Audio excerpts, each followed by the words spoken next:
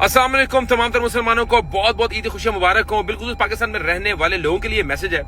देखें, ईद उल अजहा का वेट बहुत गरीब लोग कर रहे होते हैं, जिन लोगों को पूरा साल जो है वो गोश्त का इंतजार रहता है कि यार एक ऐसा मौका आएगा जब हमारे बच्चे भी गोश्त खाएंगे, हम भी थोड़ा सा गोश्त जो है वो स्टोर कर लेंगे कि यार 15-20 दिन जो है हमारे बच्चे गोश्त से लुत्फानंदोज हो जाए। तो हमने उन लोगों का बहुत ज्यादा ख्याल रखना है। जो लोग गरीब हैं उनको धुतकारे ना, उनको डांटे ना। अगर वो अपने घर पे आते हैं, देखिए मैं यहाँ पे विटनेस करता हूँ, लोग जो है वो बेचारे गेट पे बहुत डांट रहे होते हैं गरीबों को। देखें, ये फैशन नहीं है। आपने ऊंट का गोश्त आपस में ट्रेड कर रहे हैं, और भाई जिस बंदे ने कुर्बानी की उसे घर पे गोश्त भेजना फजूल है, वो कोई फायदा नहीं है।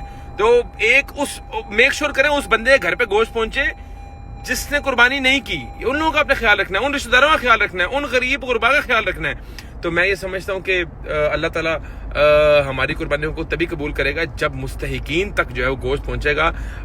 ये आजकल लोग बहुत ज्यादा सियाने हो गए हैं, वो ये बताने के लिए, दिखाने के लिए कि हमने ऊंट की है, बैल भी की है, बकरा भी किया है, तो वो छोटे छोटे पैकेट भेज देते हैं अपने वो अमीर रिश्तेदारों को कि भाई तुमने क्या किया, बकरा, अच्छा मैंने बकरा भी किया, ऊंट भी किया, बैल भी किया। ये जायज नहीं है यार। ये अल्लाह ताला को आपको गोश्त में नहीं पहुंच रहा, खून भी नहीं पहुंच रहा, बकरे कुछ भी नहीं पहुंच रहा। अल्लाह ताला को तकवा पहुंच रहा है। तकवा क्या है? गरीबों का एहसास करना।